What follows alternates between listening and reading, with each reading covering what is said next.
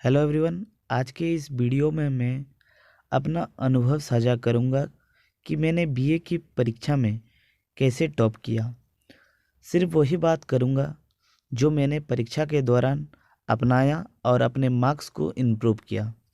मेरा मार्कशीट भी इस चैनल पर ही अपलोड है, आप लोग वो भी देख सकते हैं कि मैं सही बोल रहा हूँ कि गलत। ठीक है, तो दोस्तों सबसे पहले मैं आपको कुछ प्रश्न का जवाब देता हूँ, ठीक है, जो आप सभी का बहुत ज़्यादा ही डिमांड रहता है।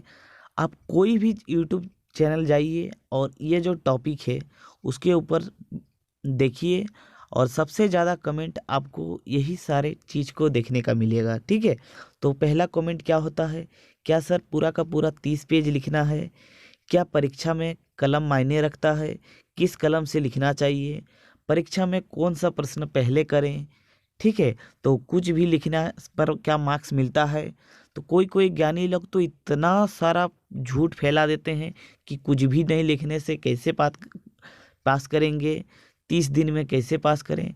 वो सभी फर्जी प्रश्न का मैं आपको पहले उत्तर देता हूँ, उसके बाद ही मैं आपको अपना जो ट्रिक्स क्या है वो सब बताऊंगा। ठीक है, तो चलिए पहले आपके क्वेश्चन के साथ ही इस वीडियो को स्टार्ट करता हूं। दोस्तों सबसे पहले बात आती है, क्या 30 पेज पूरा लिखना है? तो एकदम गलत जवाब है। ठीक है, तो 30 पेज लिखने वाला सवाल का जो आप लोगों का डाउट है वो एकदम गलत है। 30 पेज नहीं लिखने से भी आपका फुल मार्क्स मिल सकता है। ठीक है, तो कैसे मिलेगा मैं आपको अपने जो ट्रिक्स और टिप्स में बताऊंगा। ठीक है, तो 30 पेज लिखना एकदम जरूरी नहीं है। बहुत सारे ज्ञानी लोग अपना अपना अनुभव देते हैं कि नहीं 30 पेज लिखना, पूरा का पूरा भर के आना तो अच्छा मार्क्स मिलेगा। ऐसा कोई ज़रूरी नहीं है। उसके बाद नेक्स्ट आपका क्वेश्चन रहता है, क्या परीक्षा में कलम मायने रखता है? तो ज़रूर दोस्तों, कलम मायने रखता है।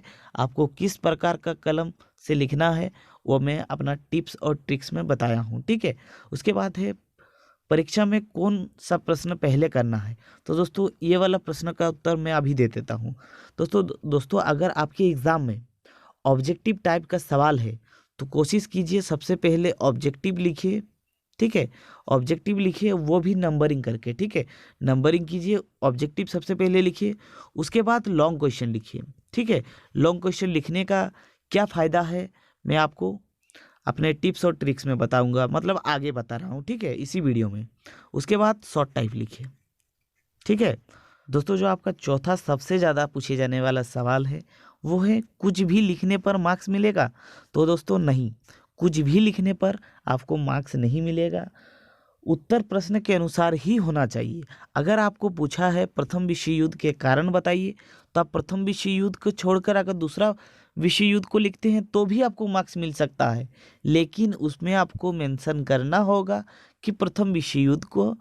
ठीक है, बार बार आपको मेंशन करना होगा प्रथम विश्व युद्ध। ठीक है, तो ऐसा नहीं कि आपको प्रथम विश्व युद्ध पूछा जा रहा है, आप लिखेंगे एडोल्फ हिटलर के बारे में, तो ऐसे लिखने से आपको मार्क्स नहीं दिया जाएगा।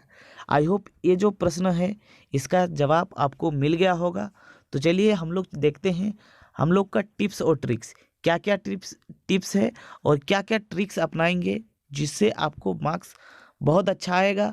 और मैंने भी अपनाया है और इसी के आधार पे मैं बता रहा हूँ आपको कि आपको भी ऐसा करना चाहिए। ठीक है दोस्तों, हम लोग का जो पहला पॉइंट है गलती से पहले बचे। गलती से पहले बचे का मतलब क्या है, जब भी आप लोग एग्ज़ाम देने जाते हैं तो आप लोग का 30 पेज का एक आंसर शीट दिया जाता है कि इसमें आपको भरना है। तो आप लोग कोशिश कीजिए जो आपका पहला पेज होगा जहाँ से आप स्टार्टिंग करते हैं उस पेज में कोई भी काटाकुटी मत कीजिए। अगर आप लोग काटाकुटी करते हैं तो इससे एग्जामिनर को ऐसा लगता है कि कहीं से ये लड़का देख के लिखा है और फिर इसको देखने को नहीं मिला तो ये नहीं कर सका। आप अगर खुद से भी जानते होंगे लेकिन आप पहले लाइन पे ही काटाकुटी कर देते हैं तो आपको पूरा का पूरा मार्क्स नहीं मिलेगा और ये आपके लिए बहुत ही हानिकारक सिद्ध होगा। ठीक है, तो पहला लाइन पे काटाकुटी नहीं करना है। उसके बाद क्या है, प्रश्नों का जो शुरुआत है हमेशा नया पेज और पहले लाइन से ही करना है। कोई भी प्रश्न का उत्तर लिखिए, आप कैसे भी लिखिए, वो कैसे लिखेंगे मैं आपको आगे बताऊंगा। ठीक है, तो कोई भी प्रश्न का जो उत्तर है वो लिखने का सबसे अच्छा ढंग क्या है, और प्रश्नों का शुरुआत हमेशा नया पेज से कीजिए और पहले लाइन से कीजिए। ठीक है, अगर कोई प्रश्न का उत्तर आपको बीच में ख़त्म हो जा रहा है तो छोड़ दीजिए, नया पेज से स्टार्ट कीजिए। ठीक है, तो यही है पहला पॉइंट। गलती से हमेशा बचना है, कोई भी उत्तर ऐसा मत लिखिए जिसमें आपको काटाकुटी करने का हो। अगर मान लीजिए कहीं पे लिखते लिखते कोई एक वर्ड दो वर्ड गलती हो जा रहा है तो उसको गलती रहने दीजिए, उसके बाद से आपको कंटिन्यू कर लेना है, लेकिन गलती को काटना नहीं है। गलती को काटेंगे तो एग्जामिनर के दृष्टिकोण से आप गलत सिद्ध हो जाएंगे। ठीक है, तो ये है आपका पहला पॉइंट। दोस्तों दूसरा पॉइंट क्या है, दूसरा पॉइंट है लिखने का तरीका क्या होना चाहिए। दोस्तों लिखने का तरीका क्या है, जैसे आप लोग ये वाला पेज देख पा रहे हैं, ये वाला पेज ऐसे ही आपको एग्जाम में पेज दिखने को मिलता है, और इधर वाला जो लाइनिंग होता है ना, ये लाइनिंग आपको नहीं रहता है। तो सबसे पहले क्या कीजिए, ये वाला लाइनिंग कर लीजिए। ठीक है, लाइनिंग कर लीजिएगा। और कभी कभी देखते हैं कि ये वाला बच्चा इधर भी लाइनिंग कर लेता है, तो इधर लाइनिंग नहीं करना है, मोड़ा मोड़ी मत कीजिए। आप एग्जामिनर के दृष्टिकोण से चालाक मत बनिए। ठीक है, खाली इधर वाला लाइनिंग कीजिएगा। उसके बाद क्या करना है, क्वेश्चन का आंसर नंबरिंग के साथ लिखना है। मान लीजिए आपको क्वेश्चन नंबर 5 का उत्तर लिखना है। ठीक है, तो क्वेश्चन नंबर 5 का उत्तर लिखना है तो पहले 5 नंबर कीजिए, उसके बाद लिखिए उत्तर बोल के। ठीक है, उत्तर लिखिए, उसके बाद से लिखना स्टार्ट कर दीजिए। ठीक है, और क्या कीजिए, कोई भी प्रश्न हो, स्पेशली जो इतिहास या फिर भूगोल के बच्चे हैं, सबसे पहले कोई भी टॉपिक दीजिए। मैं स्पेशली कोई ऑनर्स का बात नहीं कर रहा हूँ, चाहे कोई भी हो, सबसे पहले क्या करना है, आपको कोई भी टॉपिक दिया जाए उसका पहले परिचय देना है। ठीक है, उसका पहले परिचय करेंगे, उसके बाद पॉइंट वाइज लिखना है। ऐसे पॉइंट दीजिए कुछ भी। ठीक है, जैसे यहाँ पर एक तो कोई पॉइंट हो तो पॉइंट को पॉइंट मेंशन कीजिए, उसके बाद ऐसे ये कर लीजिए, मैं हाइपन दे दीजिए, उसके बाद आपको लिखना है। ठीक है, तो ऐसे आपका क्या करिए, आप अगर ऐसा पॉइंट बनाकर 5 गो भी पॉइंट लिख लीजिएगा तो आपका मार्क्स इससे इम्प्रूव होगा। ठीक है, आपको बहुत अच्छा बेनिफिट होगा। और हमेशा कोशिश कीजिए, ये जो यह है ना पॉइंट, पॉइंट का कलम अलग कीजिए, और जो उसमें आप पॉइंट में जो लिखेंगे उसका उसका कलर अलग होना चाहिए, दोनों पेन अलग अलग होना चाहिए। ठीक है, उसके बाद और कोशिश क्या कीजिए, जो पॉइंट आप लोग लिखते हैं ना उसमें थोड़ा थोड़ा कोटेशन का प्रयोग कीजिए। कोटेशन का मतलब क्या होता है, कथन। ठीक है, जैसे अगर आप, मैं एग्जांपल बता रहा हूँ कि अगर आप फ्रांस के क्रांति लिख रहे हैं तो वहाँ पर जैसे मेंशन है ना, मैं ही राज्य हूँ, तो ये मैं ही राज्य हूँ किसने कहा था, लुई 16 ने। तो वो सब चीज़ को मेंशन कीजिए, कोटेशन देने से आपका मार्क्स इम्प्रूव होगा। ठीक है, तो मैंने ऐसे ही किया था और इसी कारण मेरा भी मार्क्स इम्प्रूव हुआ है, वही बता रहा हूँ। ठीक है, कोटेशन दीजिए यानी कथन दीजिए, किसने कहा था, ये कहा था, और वो जो जिसने कहा था, मान लीजिए ये वाला जो पॉइंट है आप लोग ब्लू पेन से लिखे हैं और पूरा का पूरा जो पॉइंट है वो आप ब्लैक पेन से लिख रहे हैं, तो यहाँ पर फिर से ब्लू पेन लिख लीजिए, मतलब इसके अंदर भी ये अलग पेन होना चाहिए। ठीक है, कलम तो हमेशा ब्लू और ब्लैक से ही लिखिए। ठीक है ना, आंसर ब्लू और ब्लैक से ही लिखिए, लेकिन इसके अंदर भी आपको दूसरा पेन का प्रयोग कर लेना है। ठीक है, उसी दोनों में से एक ठो। ठीक है, तो यही सब आपको करना है, और हाईलाइट करके लिखना है, हाईलाइटर का प्रयोग नहीं करना है, हाईलाइट करके लिखना है। ठीक है, उसी पेन से नीचे अंडरलाइन कर देना है, उसी से हाईलाइट हो जाएगा।